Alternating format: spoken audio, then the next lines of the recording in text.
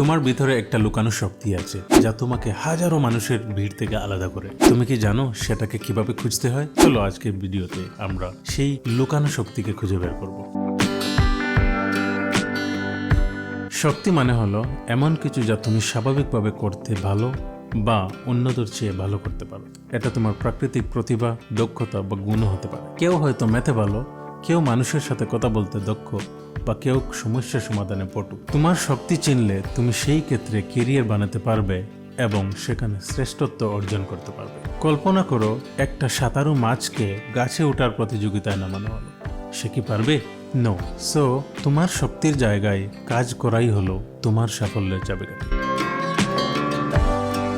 প্রথম পদ্ধতি হলো নিজেকে পর্যবেক্ষণ করা। একটা ডায়েরি কেনো এবং প্রতিদিন লেখো কোন কাজটা করতে তুমি খুশি ছিলে, কোন কাজটা সহজেই করে ফেললে এবং কোন বিষয়টা পড়তে সময় চলে গেল। যেমন তুমি যদি দেখো গ্রুপ প্রজেক্ট করার সময় সবাই তোমার কাছে আইডিয়ার জন্য আসছে, তাহলে creative thinking is your strength. আবার তুমি যদি দেখো যে কমপ্লেক্স ম্যাথ প্রবলেম করতে তুমি এনজয় করছো, তাহলে analytical skill is your strength. এক মাস পর্যবেক্ষণ করো, তাহলে তুমি প্যাটার্নটা বুঝতে পারবে। দ্বিতীয় পদ্ধতি হলো ফিডব্যাক নেওয়া। তোমার বাবা মা, তোমার শিক্ষক, তোমার ফ্রেন্ডস, সবার কাছ থেকে তুমি ফিডব্যাক নাও যে তুমি কোন কাজ করতে ভালো, তুমি কোন কাজে বেশি অবদান রাখো। অনেক সময় আমরা নিজের শক্তিকে চিনতে পাই, অন্যরা ভালোভাবে অবজার্ভ করতে পারে। এভাবে 4 জন, 5 জন বা 10 জন, 15 জন, যতজন সম্ভব তাদের থেকে ফিডব্যাক নাও। যদি দেখো একটা রেজাল্ট বারবার আসছে, সেটাই হলো তোমার রিয়েল স্ট্রেংথ। যেমন সবাই যদি বলে যে তুমি খুব ভালো ব্যাখ্যা করতে পারো, তাহলে communication skill is your strength.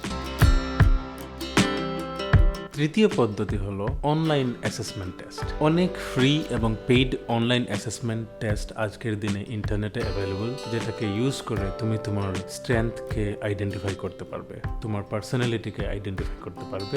ওই টেস্টগুলো দিতে পারো এবং এটাকে গাইড হিসাবে ব্যবহার করতে পারো।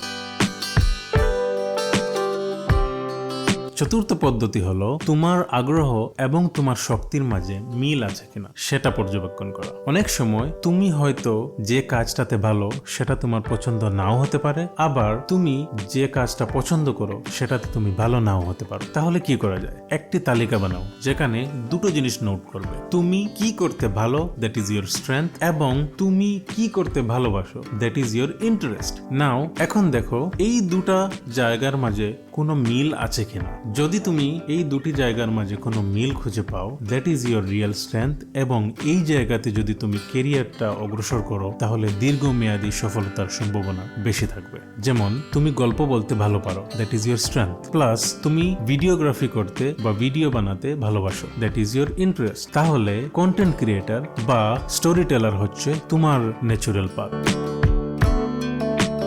পঞ্চম পদ্ধতি হলো ছোট ছোট এক্সপেরিমেন্ট করা। অনেক সময় নিজের শক্তিকে বের করতে ছোট ছোট এক্সপেরিমেন্ট করো, যেটাকে স্কিল স্যাম্পলিং বলা। যেমন ডিবেটে অংশগ্রহণ করো, ফটোগ্রাফি করে দেখো, কোডিং ওয়ার্কশপ ট্রাই করো ইত্যাদি। এইসব অভিজ্ঞতা থেকে তুমি বুঝতে পারবে কোন কাজ তুমি করতে ন্যাচারাল ফিল করো এবং কোনটাতে স্ট্রাগল করো। ষষ্ঠম পদ্ধতি হলো দিনের শেষে দুটো কোয়েশ্চেন করো। আজকে কোন কাজটা করে আমি এনার্জেটিক ফিল করলাম, আর কোন কাজটা করে আমি ক্লান্ত বোধ করলাম। যে কাজটা করে তুমি এনার্জেটিক ফিল করলে, that is your real strength. অনেক সময় তোমার দুর্বলতার ভিতরেও তোমার শক্তি লুকিয়ে থাকে। উদাহরণস্বরূপ, তুমি যদি সেন্সিটিভ হও, তাহলে এমপ্যাথি ইজ ইয়োর স্ট্রেংথ। তুমি যদি ডিটেইল নিয়ে ভাবো, তাহলে detail oriented is your strength. আর তুমি যদি কম কথা বলো, তাহলে deep thinking is your strength. উইকনেসগুলোকে ব্যালেন্স করলে এগুলি অসাধারণ অ্যাসেট হতে পারে।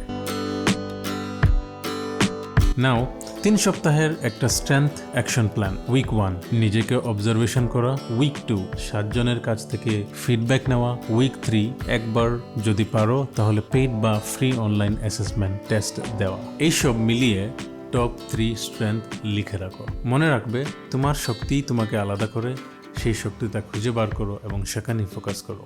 আর ভিডিওটা ভালো লাগলে লাইক, শেয়ার, ফলো আর সাবস্ক্রাইব করতে বলবেন না। ধন্যবাদ।